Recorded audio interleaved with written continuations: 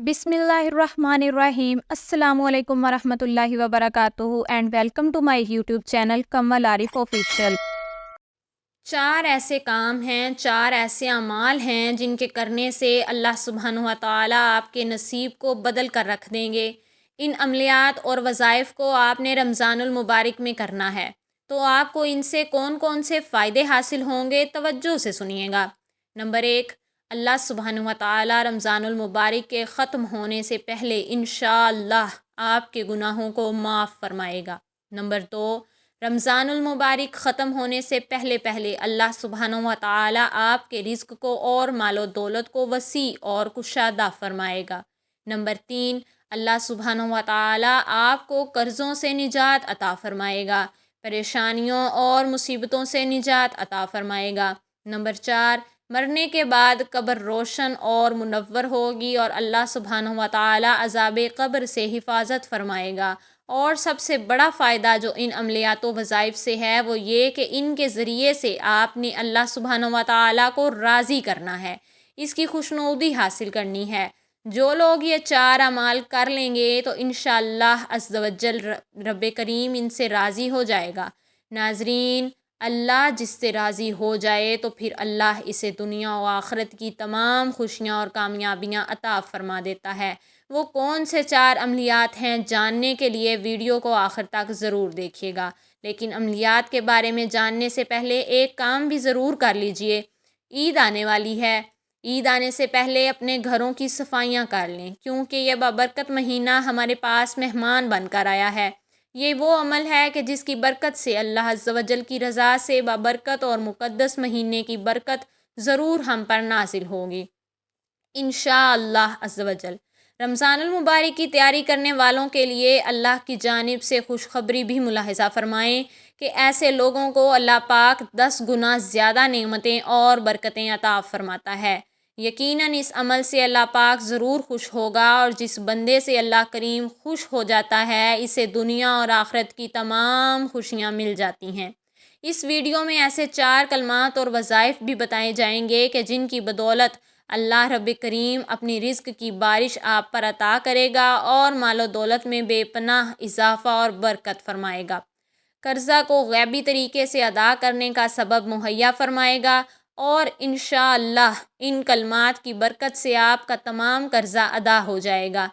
ईद यानी शवाल का चाँद नमूदार होने से पहले पहले इन अमलियात व वज़ाइफ को कर लेना ज़रूरी है। नहायत ही तवज्जो से मुलाहिज़ा फ़रमाइए। नंबर एक, इंसान गलतियों खताओं और ख़ताओं का पुतला है, गुनाहों में डूबा हुआ है। हर पल हर लम्हा ना चाहते हुए भी हमसे गुनाह सरज़द हो जाते हैं।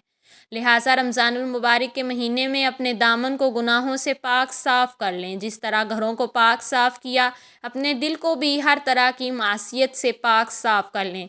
अगर किसी के बारे में आपके दिलो दिमाग में गम व गुस्सा है तो अल्लाह और रसूलुल्लाह सल्लल्लाहु अलैहि वसल्लम की रज़ा की खातिर इसे माफ़ कर दें, और जिसके लिए भी दिल में नफ़रत लिए फिरते हैं इसे माफ़ करके अपने दिल को पाक साफ़ कर लें। इसके अलावा अपने साबिक़ा सगीरा और कबीरा गुनाहों से माफ़ी के तलबगार ज़रूर हों और इस सिलसिले में तौबा और इस्तिग़फ़ार जितना ज़्यादा हो सके करें। तौबा, इस्तिग़फ़ार और अपने गुनाहों की माफ़ी के लिए बहुत से अल्फाज हैं जिनके ज़रिए से हम अल्लाह सुब्हानहू व तआला से माफ़ी के तलबगार हो सकते हैं। आप इस्तिग़फ़ार की तस्बीहात कर सकते हैं, अस्तग़फ़िरुल्लाह की तस्बीहात कर सकते हैं, और अफ़ज़ल तरीन इस्तिग़फ़ार ये है अस्तग़फ़िरुल्लाह रब्बी मिन कुल्लि ज़ंबिन व अतूबु इलैह। रमज़ानुल मुबारक में इन अल्फाज के ज़रिए से अपने दामन को गुनाहों की स्याही से धो डालें। जो शख्स ये चाहता है कि इसकी और इसके प्यारों की कब्रें रोशन और मुनव्वर हो जाएं, यानी ये बात हम सब जानते हैं कि हर इंसान ने एक ना एक दिन दुनिया से रुखसत होना है, तो जो शख्स ये चाहता है कि इसकी कब्र रोशन और मुनव्वर हो तो इसे चाहिए कि रमज़ानुल मुबारक में ये दुआ पढ़े, अल्लाहुम्मा इन्नी आऊज़ु बिका मिन अज़ाबिल क़ब्र, यानी ए अल्लाह मैं अज़ाब कब्र से तेरी पनाह चाहता हूँ। कम अज़ कम इस कलमे की एक तस्बीह को रोज़ाना अपना मामूल बना लें।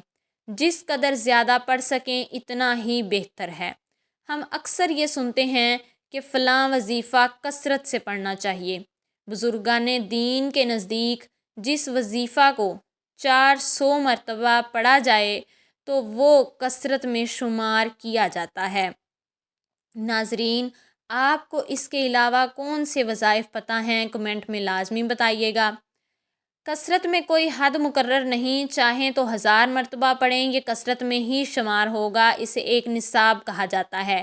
ان کلمات کو بھی آپ جس قدر ممکن ہو پڑھ سکتے ہیں۔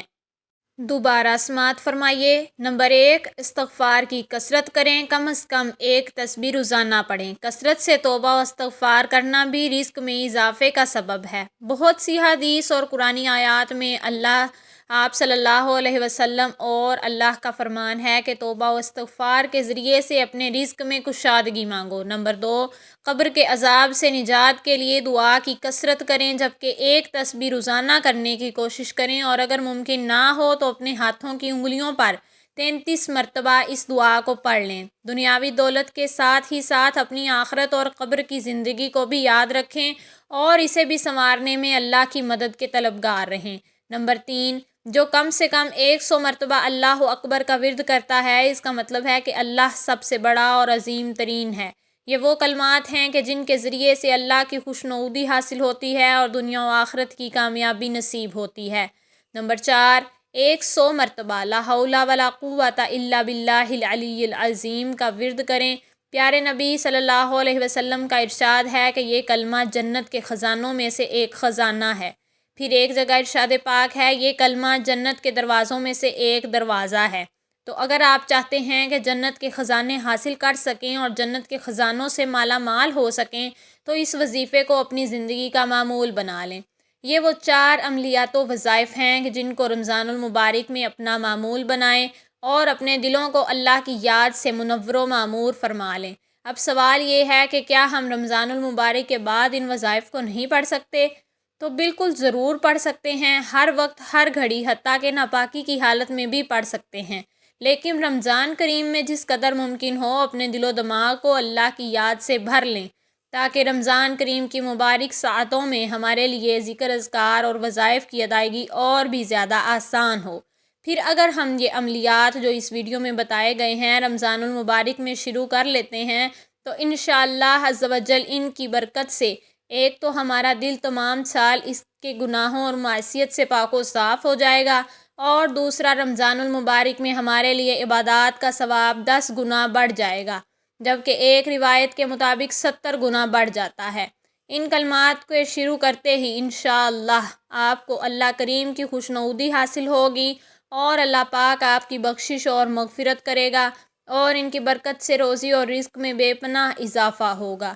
ان کلمات کو ہر مرد و عورت، لڑکی لڑکا، بوڑھا الغرض کوئی بآسانی پڑھ سکتا ہے اور رب کریم کی جانب سے بے پناہ برکتیں اور رحمتیں حاصل کر سکتا ہے۔